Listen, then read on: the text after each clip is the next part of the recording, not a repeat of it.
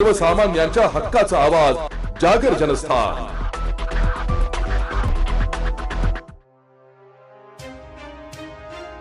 शेतकऱ्यांच्या विविध मागण्यांबाबत भारतीय किसान संघाच्या वतीने जिल्हाधिकारी कार्यालयात निदर्शने करण्यात आली असून याबाबत प्रशासनाला निवेदन देखील देण्यात आले।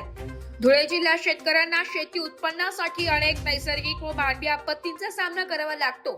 पर्यायी उत्पन्नाचे साधन नसल्याने शेतीवरच अवलंबून राहावे लागते। मात्र उत्पादन खर्चावर आधारित भाव मिळत नसल्याने शेतकऱ्यांची अवस्था दयनीय होत असून एकीकडे 2400 रुपये MSP चा मका शेतकऱ्यांना 1200 रुपयांनी विकण्याची वेळ आली असल्याने शेतकऱ्यांकडून संताप व्यक्त करण्यात येतोय।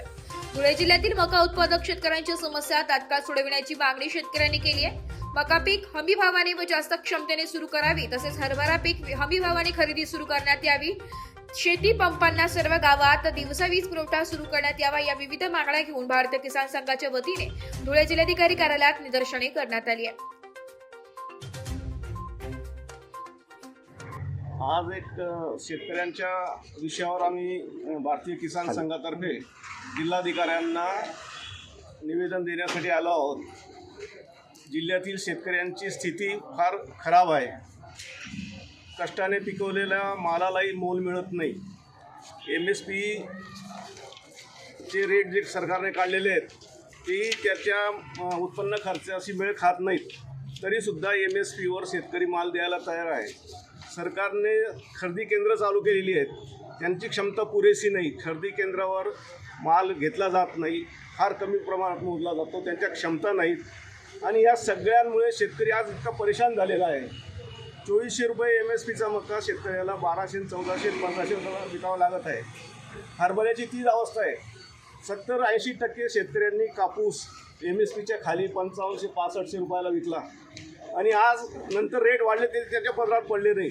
तर अशा वाईट अवस्थेतून शेतकरी जात असताना त्याने जगावं कसं, हा एक मोठा प्रश्न आहे।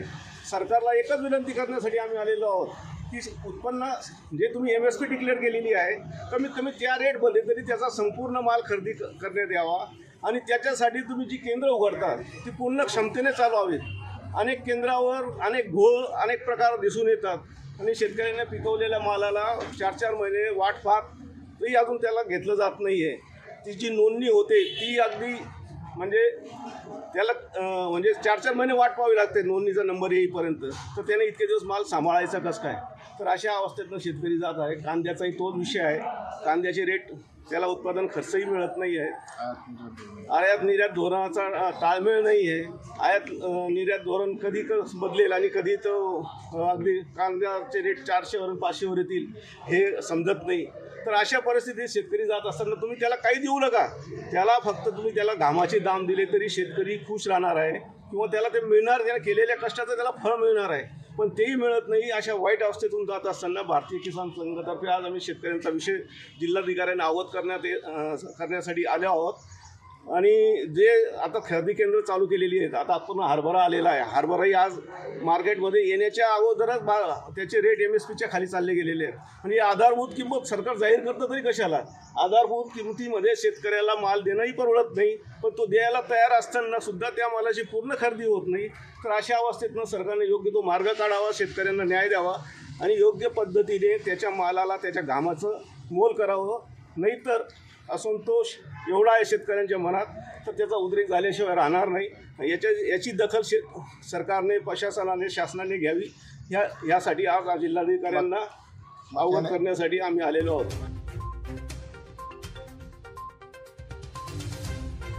जागर जनस्थानसाठी प्रतिनिधी रूपक मिरारी, धुळे।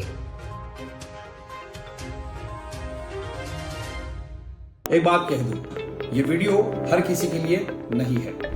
अगर आप सोचते हैं कि आप YouTube देखकर ट्रेडिंग सीख जाएंगे तो ऑनेस्टली ये वीडियो आपके लिए नहीं है।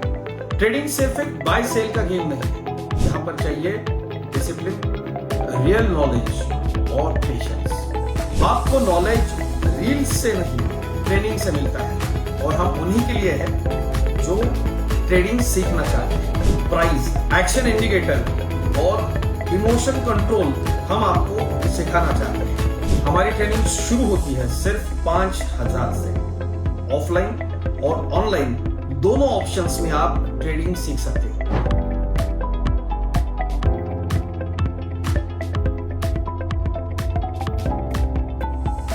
अगर 5,000 इन्वेस्ट करने में प्रॉब्लम है तो फिर ट्रेडिंग में करियर करने का आइडिया छोड़ दीजिए। अगर आप सीरियस हो, ट्रेडिंग के स्किल को बिल्ड करना है, साइड इनकम बनाना है, आपका फ्यूचर सिक्योर करना है, तो स्क्रॉल मत करो, फॉर्म भरिए, ट्रेनिंग लीजिए और सही तरीके से ट्रेडिंग के अपने स्किल्स को बेटर कीजिए। और स्क्रॉल करने वालों का क्या है, वो तो शॉर्टकट ढूंढ ही लेंगे, मार्केट उनका भी ख्याल रख लेंगे।